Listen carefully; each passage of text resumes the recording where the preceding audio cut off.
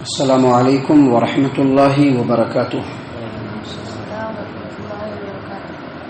اعوذ باللہ من الشیطان الرجیم، بسم اللہ الرحمن الرحیم۔ یا ایہا الذین آمنوا لا تأکلوا اموالکم بینکم بالباطل الا ان تکون تجارۃ عن تراض منکم ولا تقتلوا انفسکم ان اللہ کان بکم رحیما ومن يفعل ذلك عدوانا وظلما فسوف نصليه نارا وكان ذلك على الله يسيرا۔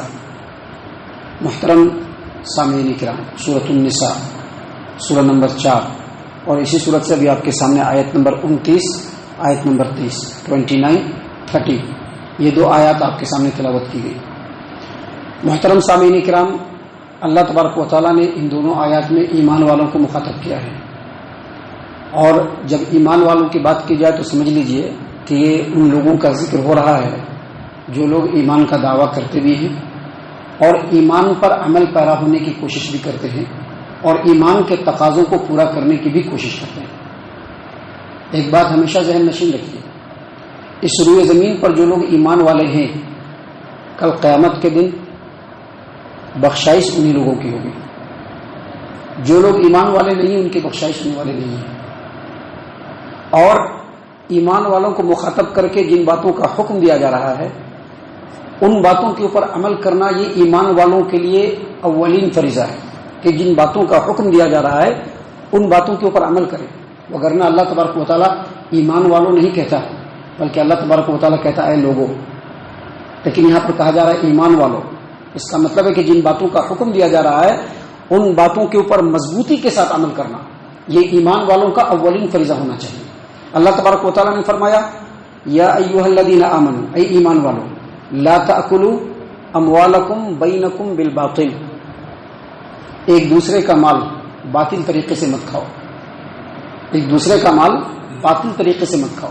یعنی آیت کریمہ میں اللہ تبارک و تعالیٰ ایمان والوں کو مخاطب کرتے ہوئے یہ حکم دے رہا ہے کہ ہر وہ طریقہ جس سے باطل طریقے سے ہم مال کمائیں گے ایمان والے اس سے باز آ جائیں۔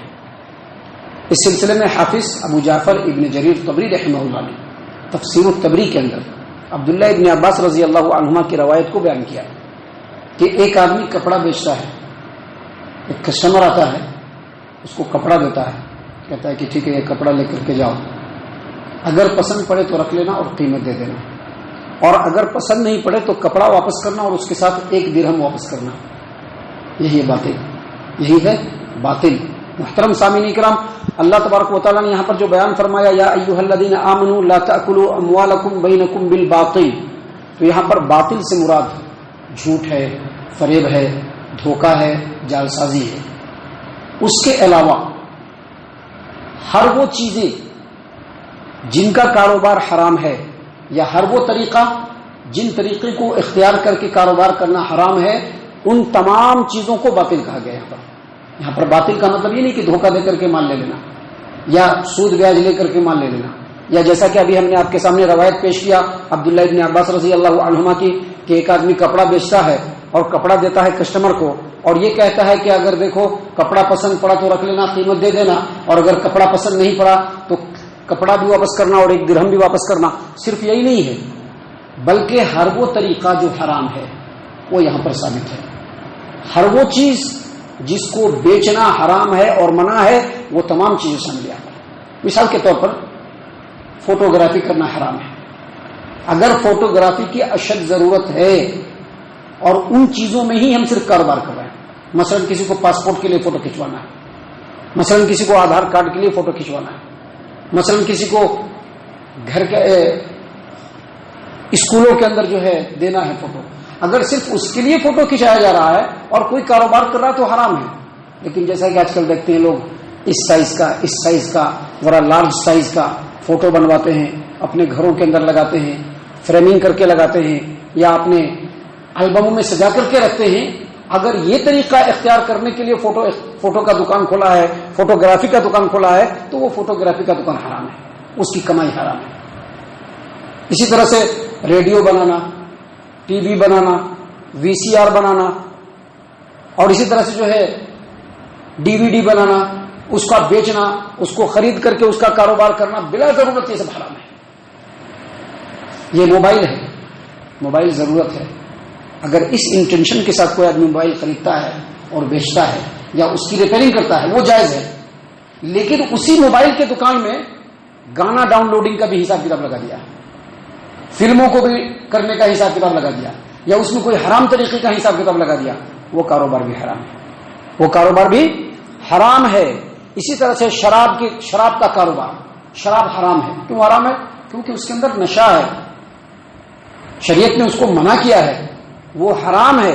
لہذا اگر کوئی آدمی شراب کا کاروبار کرتا ہے یقینی طور پر وہ آدمی حرام کا کاروبار کر رہا ہے.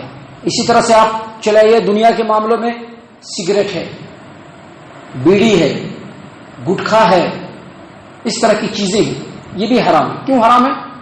دو وجہوں سے حرام ہے. اس کے اندر جو مین چیز ہوتا ہے وہ ٹوبیکو، تمباکو. سگریٹ کے اندر بھی جو مین چیز کا ہوتا ہے تمباکو ہوتا ہے، بیڑی کے اندر بھی مین چیز تمباکو ہوتا ہے، گٹکھا جو بنتا ہے اس کے اندر بھی مین چیز تمباکو ہوتا ہے.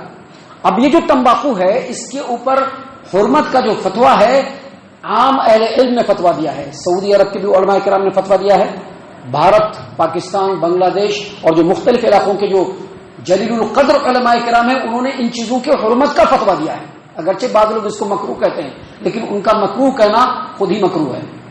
جو لوگ بھی کہتے ہیں کہ سگریٹ پینا مکروہ ہے یا تمباکو کھانا مکروہ ہے یا گٹکھا کھانا مکروہ ہے، ان کا یہ مکروہ کہنا ہی مکروہ ہے، کیونکہ وہ جو بات کہہ رہے ہیں وہ صحیح نہیں کہہ رہے ہیں.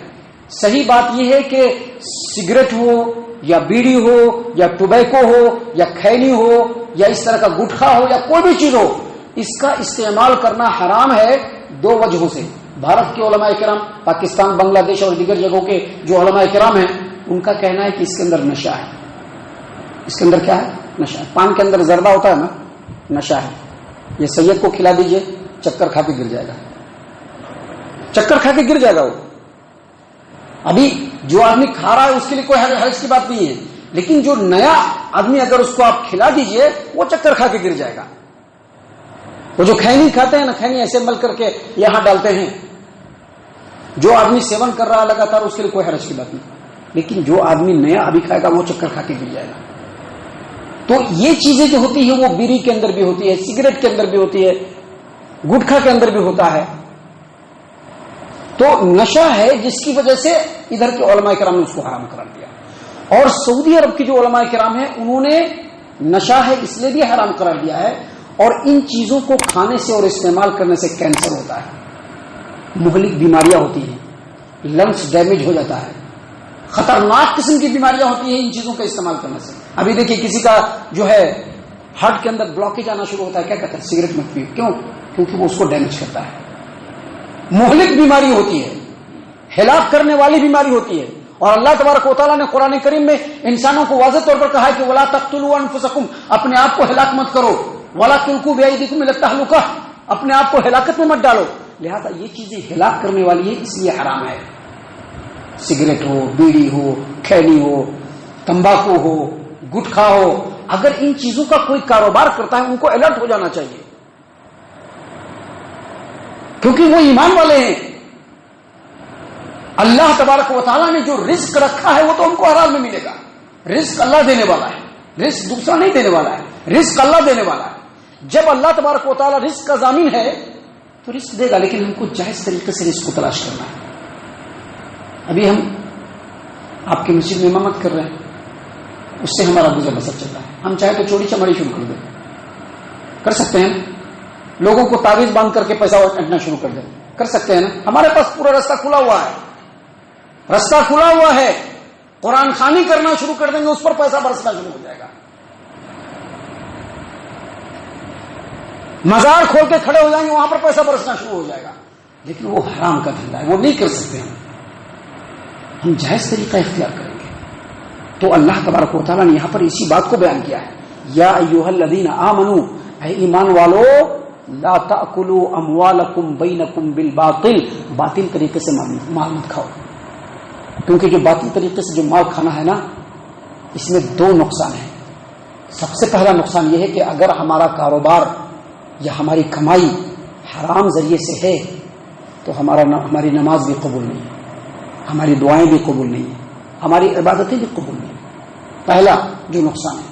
اور دوسرا نقصان یہ ہے کہ جو حرام ہم کما رہے ہیں اور اس سے جو ہماری پرورش ہو رہی ہے، ہمارے جسم کے اندر خون اور گوشت جو بن رہا ہے، قیامت کے دن اس کو جہنم کی آگ میں جلایا جائے گا.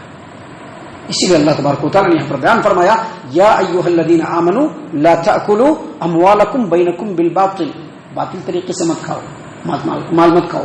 آگے فرمایا الا ان تکون تجارۃ عن تراض منکم، کوئی بھی مال کما رہا ہے اس میں دو شرط ہونا ضروری ہے. کوئی بھی مال کما رہا ہے اس میں دو شرط ہونا ضروری ہے. پہلی بات یہ کہ جو ہم کاروبار کر رہے ہیں اس میں ایک دوسرے کی رضامندی ہونی چاہیے. مثال کے طور پر ہمارے پاس ایک موبائل ہے، ہم اس کو بیچنا چاہتے ہیں، خریدنے والا بھی راضی ہونا چاہیے اور بیچنے والا بھی راضی ہونا چاہیے، تب جا کر کے کاروبار صحیح ہوگا. پہلا شرط ہے. صرف یہی شرط کافی نہیں ہے، اس کے علاوہ دوسری شرط یہ ہے کہ الا ان تکون تجارۃ عن تراض منکم، ایک دوسرے کی رضامندی کے ساتھ ساتھ وہ تجارت ہونا چاہیے جو جائز تجارت ہے، جائز تجارت ہونا چاہیے. ابھی حرام تجارت ایک دوسرے کی رضامندی سے نہیں چلے گا. مثال کے طور پر سود خوری کو ہی لے لیجیے. ایک آدمی سود لیتا ہے، مسلمان ہے، وہ جانتا ہے کہ سود لینا حرام ہے، لیکن پھر بھی اب اس کو سود لینا ہے تو وہ کیا کرتا ہے؟ یا تو بیٹھ کر کے آپس میں بات چیت کر کے راضی ہو جاتا ہے، یعنی تو ایگریمنٹ پیپر بنتا ہے، دونوں اس میں رضامندی کا اظہار کرتے ہیں کہ دیکھیے اتنا سود کا پیسہ ہے، آپ کو اتنے دن میں ادا کرنا ہے اور ہر مہینے میں آپ کو 5% انٹرسٹ ادا کرنا پڑے گا. وہاں پر جو دے رہا ہے اس کا بھی سگنیچر ہوتا ہے اور جو لے رہا ہے اس کا بھی سگنیچر ہوتا ہے، دونوں کا سگنیچر ہوتا ہے، دونوں راضی ہیں. لیکن چونکہ وہ راضی ہیں تو وہ کام صحیح نہیں ہے. اگر ایک آدمی اس کو یہ معلوم ہو جائے کہ ہم کو 10 لاکھ روپے کی ضرورت ہے اور اس کو یہ سمجھنا ہے کہ یہ 10 لاکھ روپے ہم اگر فلاں آدمی سے 2 سال کے لیے قرض حسنہ کے طور پر مانگ لیں گے اور وہ دے دے گا، کیا وہ کبھی سود لینے جائے گا؟ کبھی سود لینے نہیں جائے گا. وہ اس کو کیا پڑا ہوا سود لینے کی؟ اللہ نے اسی بات کو بیان فرمایا ہے کہ باطل طریقے سے مال مت کھاؤ. مال کیسے منافع کما سکتے ہو؟ الا ان تکون تجارۃ، حلال تجارت ہو، عن تراض منکم، اور جو تجارت ہو اس میں رضامندی بھی ہونی چاہیے، بیچنے والا بھی راضی ہونا چاہیے، خریدنے والا بھی راضی ہونا چاہیے. اس کے بعد اللہ تبارک و تعالیٰ نے فرمایا ولا تقتلوا انفسکم، دیکھو اپنے آپ کو ہلاک مت کرو، اپنے آپ کو ہلاک مت کرو. اس کا 3 معنی ہے.